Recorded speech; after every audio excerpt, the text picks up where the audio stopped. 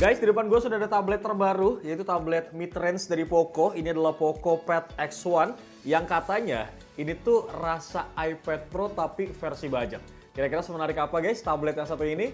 Langsung aja kita unboxing dan juga kita hands-on guys. Kurang lebih tampilan boxnya seperti ini ya, yang kalian lihat. Kalau kita cek dari tone warna, anjay, dari boxnya sendiri, ini nampak seperti memang tone color X series ataupun F series kalau handphone.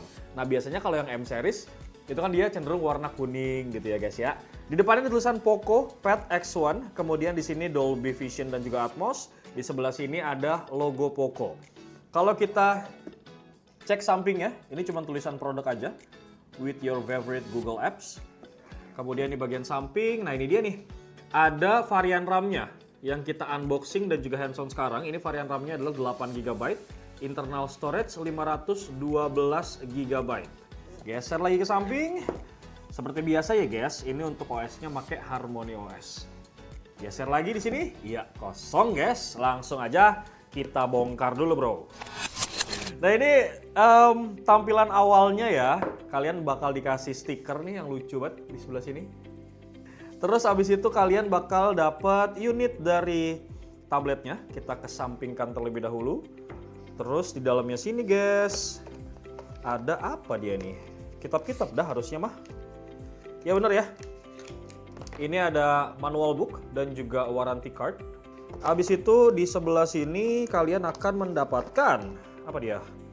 Kepala charger dan juga kabel harusnya ya. Coba kita buka. Ya, benar. Kepala charger berapa watt ya? Wih, 45 watt guys, lumayan ini. Lu dapat kepala charger 45 watt dan juga dapat kabel charger USB Type-C juga harusnya mah ya. Mana dia ujungnya? Oh, ini dia. Nah, tuh Type-C punya ya. Kurang lebih paket pembeliannya seperti itu guys. Pun kalau misalkan kalian pengen beli aksesoris-aksesoris yang lain, seperti biasa mereka juga menyediakan yang namanya Poco Focus Pen. Nih ya, lu lihat nih. Ntar bakal gue buka juga. Terus lu juga bisa beli yang namanya Poco Pad X1 Keyboard. Dan sekarang kita bakal masuk ke sesi hands-on bro. Kita buka dulu, ini kertas pembungkusnya. Nah di sebelah sini tuh dia ada beberapa spek ya, yang nanti bakal gua spill satu-satu. BTW ya guys ya, fun fact-nya adalah si Poco Pad X1 ini, dia tuh secara spek rebranding sebenarnya dari Xiaomi Pad 7. Gue sih udah mencium bau-bau bahwa ini bakal masuk Indo ya waktu itu, karena udah keluar tuh skor Geekbench ya guys waktu itu. Cuman yang membedakan itu di internal storage-nya aja. Kalau si Xiaomi Pad 7 itu dia internal storage-nya 256. Nah si Poco Pad X1 ini internal storage-nya lebih gede, di angka 512 GB. Gitu bro ya. Nah ini dia nih varian warna biru dari Poco Pad X1. Sebenarnya ada dua varian warna lain ya. Selain biru ada juga yang warna grey gitu bro. Keren ya. Mewah gitu. Lu lihat nih warnanya. Terus udah gitu build quality-nya pun ini solid menurut gua ya. Enak gitu, nggak terlalu besar, nggak kecil juga sebagai ukuran sebuah tablet. Nah ini kalau kita lihat dari dimensinya guys, tablet ini tuh punya dimensi 251,22 mm kali 173,42 mm dengan ketebalan ini tuh cuman di angka 6,18 mm aja. Cukup tipis ya untuk ukuran sebuah tablet. Kemudian beratnya ini juga menurut gue ringan dah. 500 gram doang untuk ukuran tablet ya. Ini cuma 500 gram aja guys. Lanjut, karena di sesi unboxing dan juga hands on guys, makanya gue bakal kasih tau kalian bagian atas, bawah, kanan, dan juga kirinya. Nah, di bagian bawah, ini ada speaker ya, kalau lo lihat nih. Ada dua speakernya guys. Kemudian di bagian tengah, ini terdapat port untuk USB Type-C charging. Geser ke bagian samping, di sini ada tombol volume up and down ya. Di bagian atas ada tombol power. Nanti kita nyalain, sambil gue nyalain sekarang kali ya. Ada tombol power, kemudian ada speaker juga. Jadi speakernya tuh ada 4 yang udah tersertifikasi Dolby Atmos dan juga high-res audio. Geser ke bagian sampingnya lagi kosong. Jadi kita bisa menyimpulkan bahwasanya tablet ini adalah tablet Wi-Fi only. nggak bisa seluler, dan internal storage-nya pun ini nggak bisa di-upgrade. Jadi cukup 512 GB aja. Kalau kalian mau extend, terpaksa kalian harus pakai cloud. Oke, sekarang gue bakal sedikit ngebahas untuk masalah bagian belakang. Selain tulisan Poco-nya di tengah sini, di bagian atas ini ada kamera guys. Yang modul kameranya ini menurut gue keren ya. Seperti Xiaomi number series tuh, lihat deh modul kameranya. Nah di sini kalau kalian lihat mungkin nampak seperti ada 4 kamera. Tapi ternyata dia bohong ya kan guys. Ini sebenarnya adalah cuman ada 1 kamera aja. Yang punya resolusi 13 megapiksel nih di sebelah sini. Dari bagian kamera sekarang kita bakal balik tabletnya untuk ngecek spesifikasi dan juga jeroan lain yang dipunya sama si tablet ini guys. Kalau kita cek dari spesifikasi layar, menurut gue ini cukup mumpuni banget guys. Bentang layarnya luas, di angka 11,2 inci. Resolusinya 3200 x 2136, ini 3.2K ya guys. Dengan PPI density di angka 342. Nah menariknya, Doski ini punya refresh rate yang cukup tinggi banget, di angka 144 Hz untuk refresh rate-nya. Ini gue masuk ke bagian setting, kemudian kita coba cek di bagian display. Nah di sini nih biasanya ada settingannya untuk refresh rate. Nah betul kan, default custom. Di customnya lo bisa pakai sampai 144 Hz. Bisa dipilih juga 60 atau 90 Hz. Tinggal lo sesuaikan saja dengan kebutuhan kalian. Lagi buka tabletnya untuk apa, gitu ya. Oke, kemudian Doski ini juga udah punya adaptive HDR dengan 800 nit peak brightness. Jadi kalau misalkan lu lagi make tablet ini di bawah terik sinar matahari ataupun di luar, ini harusnya sih masih aman ya. Asal nggak yang terik-terik banget gitu mataharinya. Tapi overall kalau mau dipakai di luar sih aman, menurut gue pribadi. Terus ada juga DCI dimming guys, 4096 level brightness adjustment. Dan yang pasti sudah support yang namanya Dolby Vision. Nah untuk keamanan matanya, Doski ini udah pakai TUV Renline ya, low blue light. Kemudian ada TUV Renline flicker free certified.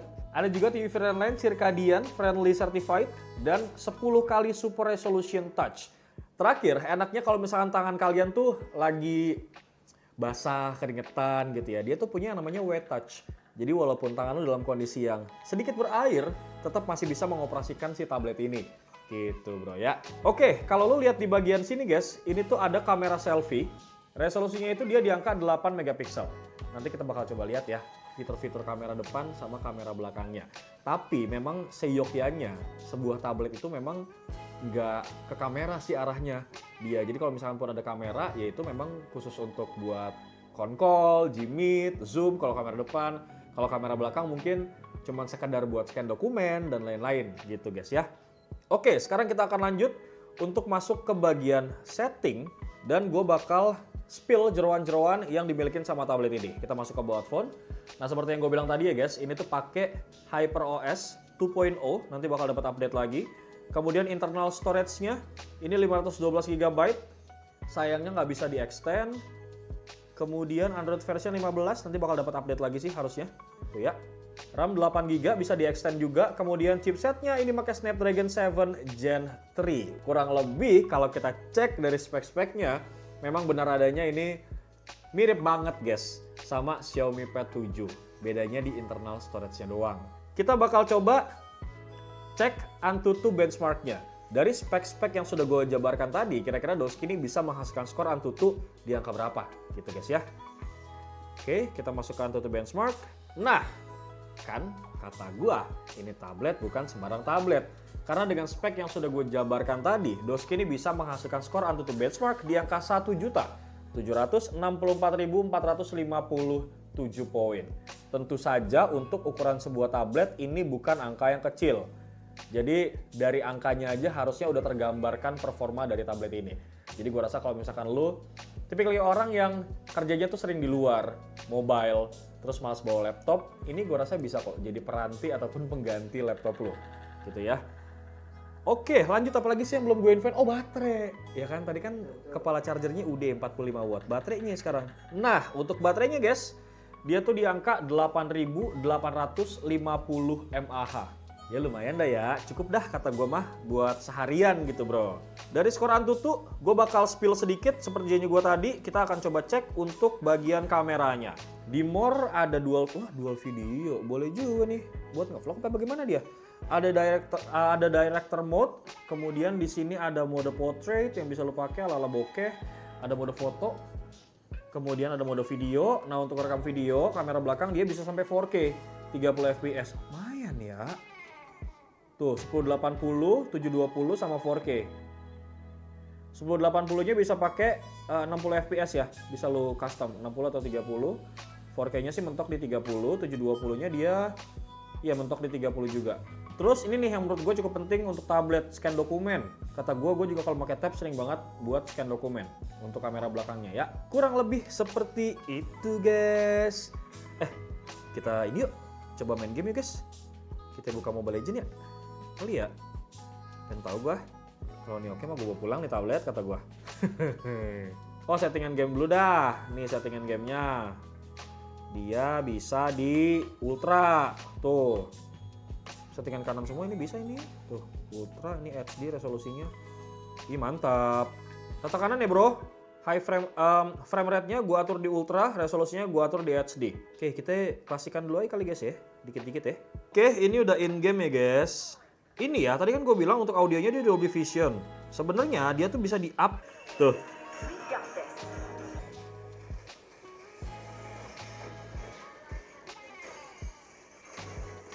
Oke, kurang lebih seperti itu dah performa gamingnya guys.